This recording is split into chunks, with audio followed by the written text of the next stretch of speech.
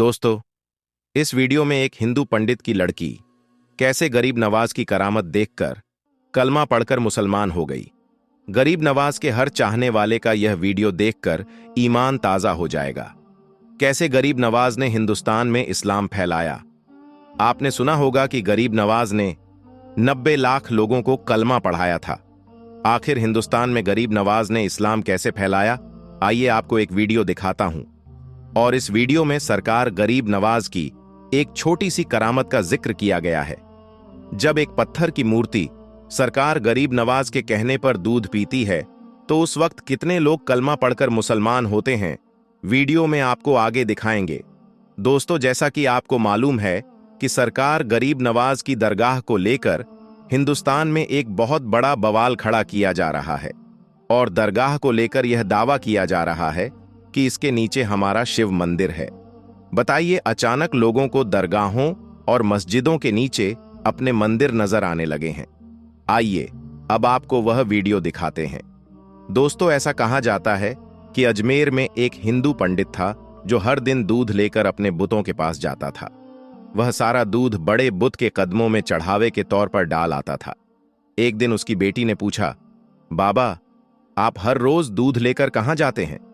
पंडित ने जवाब दिया, बेटी, मैं दूध अपने खुदा के चरणों में चढ़ाने जाता हूं। बेटी ने पूछा, बाबा, क्या देवता सच में दूध पीते हैं? पंडित ने कहा, नहीं नहीं बेटी, ये दूध नहीं पीते, मैं बस उनके चरणों में चढ़ाकर आ जाता हूं। बेटी ने कहा, बाबा, अगर वह दूध पीते ही नहीं तो आप हर रोज वहां दूध लेकर क्यों जाते हैं? पंडित ने जवाब दिया, बेटी, ऐसी बेमतलब की बातें नहीं करते, बस इतना जान लो कि देवता दूध नहीं पीते। इस पर लड़की ने कहा, बाबा, कल मैं दूध लेकर जाऊंगी और अपने खुदा को पिलाकर ही आऊंगी। पंडित ने समझाया, बेटी, ऐसी बातें मत करो।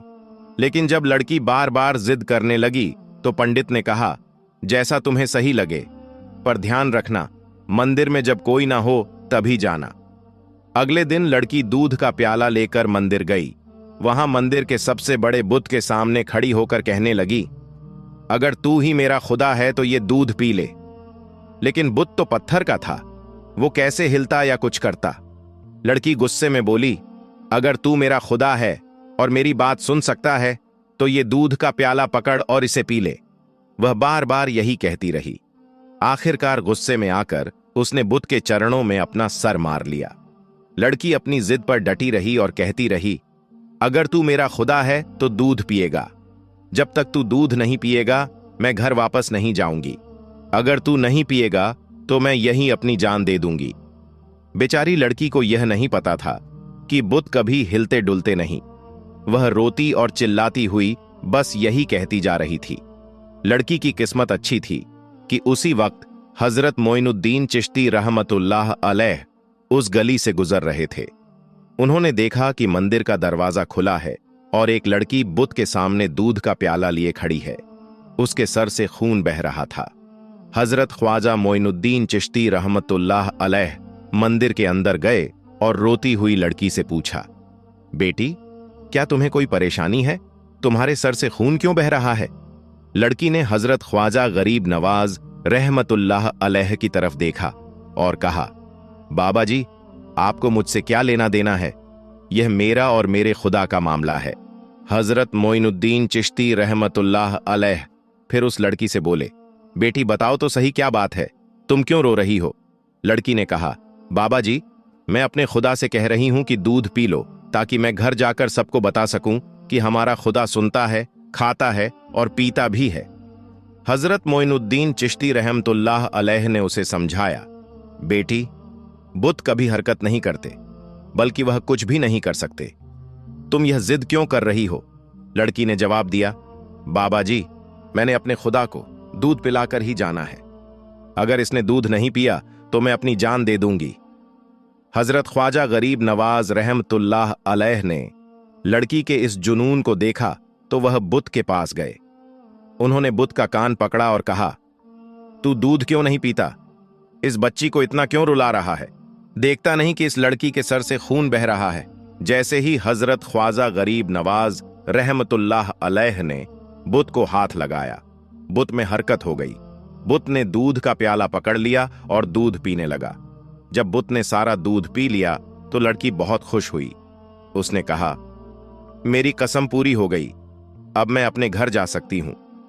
लड़की जब अपने घर पहुंची तो उसकी हालत देखकर गांव वाले हैरान हो गए।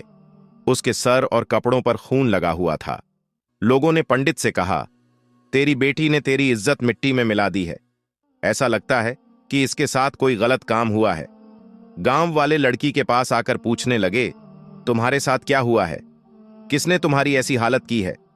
लड़की मुस्कुराई और बोली, मेरे साथ कुछ भी गलत नहीं हुआ। मेरी इज्जत पर किसी ने हाथ नहीं डाला। मैं तो अपने खुदा को दूध पिलाकर रही हूं। गांव वालों ने कहा, पंडित की बेटी पागल हो गई है, यह अजीब अजीब बातें कर रही है। लड़की ने जवाब दिया, अगर आपको मेरी बात पर यकीन नहीं है तो मेरे साथ चलो, मैं आपके सामने देवता को फिर से दूध पिलाकर दिखा दूंगी। अगली सुबह पूरे गांव के लोग इस माजरे को देखने के लिए मंदिर पहुंच गए। पंडित और उसकी बेटी भी उनके साथ थे। लड़की बुत के सामने खड़ी होकर बोली, ऐ खुदा, दूध पी ले। उसने एक बार नहीं बल्कि कई बार कहा, लेकिन बुत ने कोई हरकत नहीं की। लोगों का मजमा कहने लगा, ऐ लड़की, पागलों जैसी हरकतें मत कर, देवता हरकत नहीं करते। लड़की ने कहा, ऐ मेरे खुदा, तुझे मेरी इज्जत की कसम, दूध पी ले। लेकिन बुत पर कोई असर नहीं हुआ। फिर लड़की गुस्से में बुत से बोली, तू खुद दूध पीता है या फिर मैं कल वाले बुजुर्ग बाबा को बुलाकर लाऊं?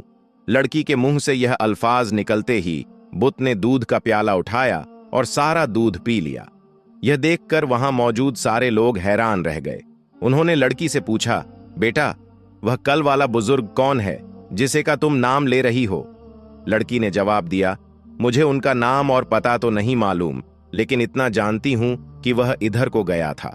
इसके बाद पूरे गांव के लोग हजरत ख्वाजा मोइनुद्दीन चिश्ती रहमतुल्लाह अलैह की तलाश में निकल पड़े।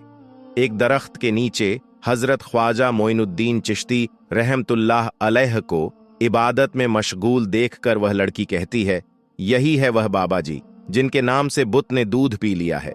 सब आप रहमतुल्लाह अलैह कदमों में गिर पड़ते हैं और कहने लगते हैं, बाबा जी, वह कौन सा जादू है जिसके जरिए पत्थर भी दूध पीने लगते हैं? आपने फरमाया कि वह कोई जादू नहीं है जिसके जरिए से बुत ने दूध पी लिया, बल्कि वह तो सब मेरे रब का फजलो करम है। लोग कहते हैं, बाबा जी, आपका रब कौन है? आप रहमतुल्लाह अलैह जवाब देते हैं कि मेरा रब सबको जिंदगी और मौत अदा करने वाला है, जिसकी मर्जी के बगैर पत्ता भी हल नहीं सकता। वही जमीनों आसमान का मालिक है और वही रिज्क अता करने वाला है। सब लोग हजरत मोइनुद्दीन चिश्ती रहमतुल्लाह अलैह को बड़ी अदब के साथ पूछते हैं कि आप कौन हैं और आप रहमतुल्लाह अलैह का मजहब क्या है? आप रहमतुल्लाह अलैह ने जवाब दिया, मेरा मजहब इस्लाम है। मेरे का नाम हजरत मोहम्मद मुस्तफ़ा सल्लल्लाहु अलैहि वसल्लम है। हजरत ख्वाजा मोइनुद्दीन चिश्ती रहमतुल्लाह अलैह का यही कहना था कि उस लड़की का बाप आप रहमतुल्लाह अलैह के कदमों में गिरकर कहने लगा, बाबा जी, आप हमारे बुत को दूध पिलाने आए हैं या हम सबको रसूल अकरम सल्लल्लाहु अलैहि वसल्लम का उम्मती बनाने के लिए? उसके बाद सब बस्ती के लोग आपके कदमों में गिर पड़े, कलमा पड़ा और मुसलमान हो गए। एक रोज हजरत ख्वाजा गरीब नवाज रहमतुल्लाह अलैह जंगल से गुजरे। वहां आपने देखा कि कुछ लोग हैं जो आग की पूजा कर रहे हैं। ये लोग इतनी ज्यादा मेहनत और पूजा करते थे कि 6 महीने तक दाना पानी जबान पर नहीं रखते थे। सरकार ख्वाजा गरीब नवाज रहमतुल्लाह अलैह ने उन लोगों से आग की पूजा के बारे में पूछा तो उन्होंने जवाब दिया कि हम लोग आग को इसलिए पूजते हैं कि दोजख में यह आग हमें तकलीफ नहीं देगी। आपने फरमाया कि दोजख से बचने का तरीका यह नहीं है, बल्कि दोजख की आग से बचने के लिए अल्लाह ताला की पूजा करो, फिर यह आग तुम्हें कोई नुकसान नहीं पहुंचाएगी। तुम लोग इतने दोनों की पूजा करते हो, जरा इसमें अपना हाथ डालकर तो दिखाओ। उन लोगों ने कहा कि आग का तो काम ही है जलाना, अगर हम इसमें हाथ डालेंगे तो हमारा तो हाथ ही चल जाएगा। लेकिन आप कहते हैं कि अल्लाह ताला की पूजा से आग नहीं जलाएगी, तो इस बात का आपके पास क्या सबूत है? हजरत ख्वाजा गरीब नवाज रहमतुल्लाही अलैह ने फरमाया, देखो, हम खुदा के पूजने वाले हैं। यह आज हमारे जिस्म को तो दूर की बात है, हमारी जूती को भी नहीं जला सकती। ये फरमाकर आपने अपनी एक झूठी आग में डाल दी। बहुत देर तक वह आग में रही, मगर उस पर आग का जर्रा बराबर भी असर ना हुआ। यह देखकर सबके सब लोग वहां मुसलमान हो गए। दोस्तों, ऐसा कहा जाता है कि एक बार एक बेचारी मां बहुत दुखी होकर रोते गिड़गिड़ाते हुए हजरत ख्वाजा गरीब नवाज रहमतुल्लाह अलैह की बारगाह में पहुंची। उस वक्त हजरत ख्वाजा गरीब नवाज रहमतुल्लाह अलैह वजू कर रहे थे। जैसे ही उस औरत ने आप हजरत ख्वाजा गरीब नवाज रहमतुल्लाह अलैह को देखा, उसने कहना शुरू कर दिया, खुदा के लिए सरकार मेरी फरियाद सुन लीजिए, ख्वाजा मेरी फरियाद सुन लीजिए। शहर के हकीम ने मेरे बेटे को बिना किसी वजह के फांसी दे दी है। आप रहमतुल्लाह अलैह ने उस औरत की बात बड़ी ध्यान से सुनी। जब आपको यकीन हो गया कि औरत सच कह रही है और उसके बेटे को नाहक फांसी दी गई है, तो आपने अपनी मुबारक लाठी ली और अपने खिदमतगारों और मुरीदों को साथ लेकर सीधे उस लड़के के पास पहुंचे। जब वहां पहुंचे तो देखा कि वह लड़का फांसी की वजह से इस दुनिया से जा चुका था। आप रहमतुल्लाह अलैह उस लड़के के करीब गए, अपनी मुबारक लाठी उसकी गर्दन पर रखी और फरमाया, ऐ मजलूम बच्चे, अगर तुझे बेकसूर मारा गया है, तेरा कत्ल नाहक है, तो अल्लाह ताला के हुक्म से जिंदा हो जा। जैसे ही हजरत ख्वाजा गरीब नवाज रहमतुल्लाह अलैह कुछ मुबारक जबान से यह अल्फाज निकले, वह फांसी पर लटका हुआ लड़का जिंदा हो गया। वह सही सलामत तख्ते से नीचे उतर आया और दौड़कर हजरत गरीब नवाज रहमतुल्लाह अलैह के कदमों में गिर पड़ा। वहां मौजूद लोगों पर सन्नाटा छा गया और सब हैरान रह गए। उसके बाद वह लड़का अपनी मां के साथ खुशी खुशी अपने घर लौट गया। प्यारे दोस्तों, आफताब किताब में एक और वाक्या बयान किया गया है। एक बार एक आदमी गुस्से में हजरत ख्वाजा गरीब नवाज रहमतुल्लाह अलैह की बारगाह में आया। उसने आपके एक मुरीद को पकड़ लिया और बहुत सख्ती से अपना उधार वापस मांगने लगा। असल में उस मुरीद ने उस आदमी से कर्ज लिया हुआ था, इसलिए वो गुस्से में आकर सख्त अंदाज में उधार चुकाने की मांग करने लगा। जब हजरत ख्वाजा गरीब नवाज रहमतुल्लाह अलैह ने यह माजरा देखा, तो आपने उस आदमी को नरमी से समझाया और कहा, ऐ शख्स, जब तुमने इतना सब्र कर लिया है तो इसे कुछ और दिन का वक्त दे दो, ये तुम्हारा कर्ज चुका देगा। लेकिन आपकी नरमी देखकर वो आदमी और ज्यादा अकड़ने और बदतमीजी करने लगा। उसके इस सख्त रवैये को देखकर हजरत ख्वाजा गरीब नवाज रहमतुल्लाह अलैह को भी जलाल आ गया। आपने अपनी चादर मुबारक जमीन पर बिछा दी और उससे फरमाया, तुम्हें अपने पैसे चाहिए ना, यह लो। जैसे ही आपने यह कहा, वह चादर अचानक दीनारों और दिरहमों से भर गई। फिर हजरत ख्वाजा गरीब नवाज रहमतुल्लाह अलैह ने फरमाया, अपनी रकम ले लो। उस आदमी ने जितना कर्ज लेना था उतना लेने के बजाय ज्यादा उठाने की कोशिश की तो उसका हाथ वहीं सूखने लगा, यानी काम करना बंद कर दिया। जैसे ही उसने अपना यह हाल देखा, उसे अपनी गलती का एहसास हुआ। वह डर गया और फौरन रोते गिड़गिड़ाते हुए हजरत गरीब नवाज रहमतुल्लाह अलैह से माफी मांगने लगा। हजरत ख्वाजा गरीब नवाज रहमतुल्लाह अलैह ने उस आदमी की हालत देखकर 2 रकात नफील नमाज अदा की और उसके लिए दुआ की। अल्लाह के फजल और आपकी दुआ की बरकत से उस आदमी का हाथ ठीक हो गया। इसके बाद वह आदमी जो कर्ज लेने आया था, आपका मुरीद बन गया और आपकी खिदमत में लग गया। सुभान अल्लाह। प्यारे दोस्तों, अजमेर शरीफ दरगाह पर जो कुछ विवाद चल रहा है वह तो आप सभी जानते हैं, लेकिन वहां पेश आने वाली एक बड़ी करामत जो आज अभी अभी वहां पेश आई है, आपको दिखाएंगे। लेकिन दोस्तों, उससे पहले आप वीडियो को लाइक करने के साथ ही अपने 5 दोस्तों को जरूर शेयर करें, ताकि सबको इस करामत के बारे में पता चल सके, और कमेंट बॉक्स में या मोइन हक मोइन जरूर लिखें। दोस्तों, ख्वाजा गरीब नवाज की करामात को न कल कोई झुठला पाया था और न कोई आज झुठला पाएगा। आज से लगभग 800 साल पहले जब आप गरीब नवाज को वहां से हटाने की बहुत कोशिश की गई, लेकिन आप आज भी वहां मौजूद हैं। और जो राजा के ऊंट बैठे थे, जब वह ऊंट वहां से बिना आपकी इजाजत न उठे, तो यह लोग आपकी दरगाह पर कैसे उंगली लगा सकते हैं। जब हजरत ख्वाजा गरीब नवाज अपने कुछ मुरीदों को लेकर अजमेर शरीफ की सरजमीन पर अपने मुबारक कदम रखते हैं, तो उस वक्त गर्मी इतनी भयानक थी कि धूप से बचने के लिए आप हजरत शहनशाह हिंद गरीब नवाज और उनके अकीकतमंद एक छायादार दर्द के नीचे बैठ जाते हैं और आराम करने लगते हैं। अभी आप आराम फरमा ही रहे थे, चंद लम्हे ही गुजरे थे कि अचानक से कुछ सिपाही वहां पर आ जाते हैं।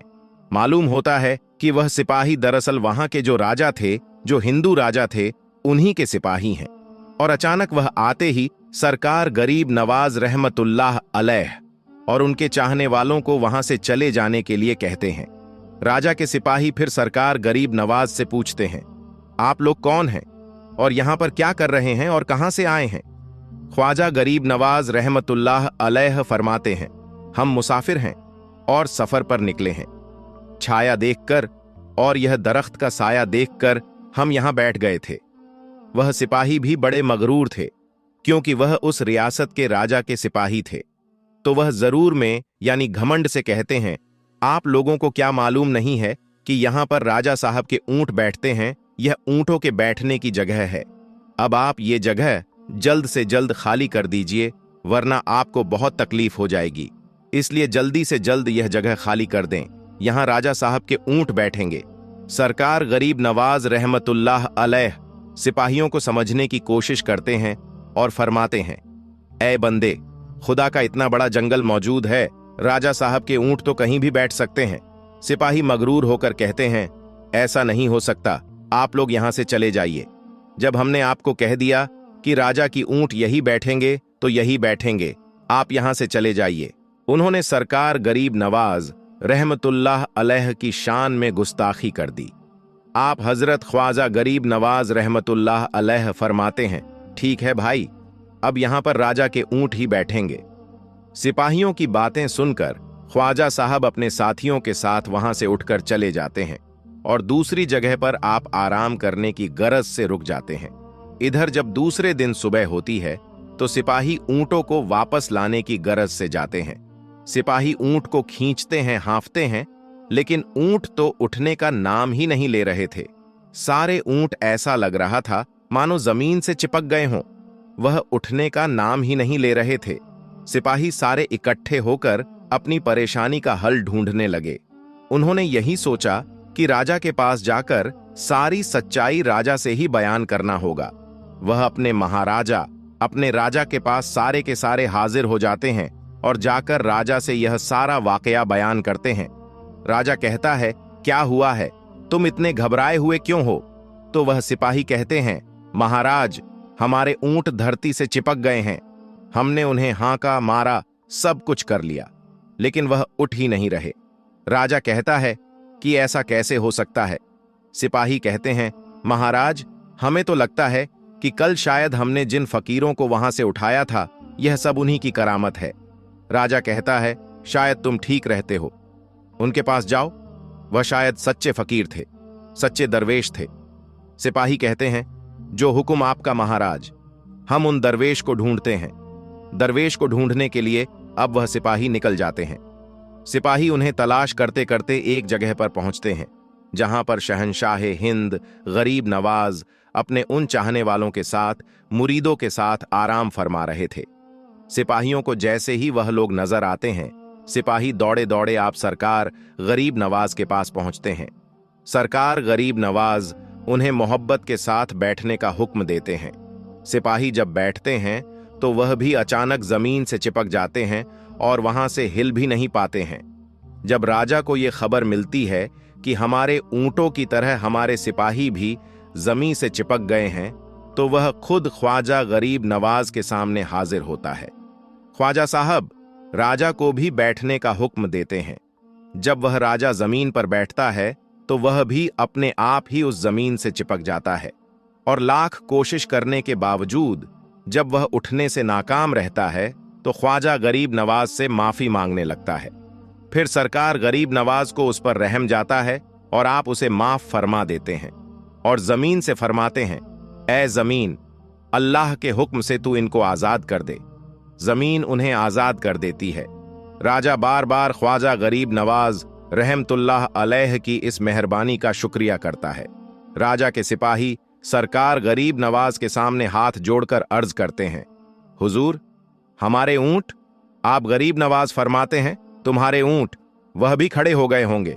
सिपाही यहां से सीधे ऊंटों के पास जाते हैं और जाकर देखते हैं तो वह ऊंट अब अपनी जगह से खड़े हुए थे और जाने के लिए तैयार थे।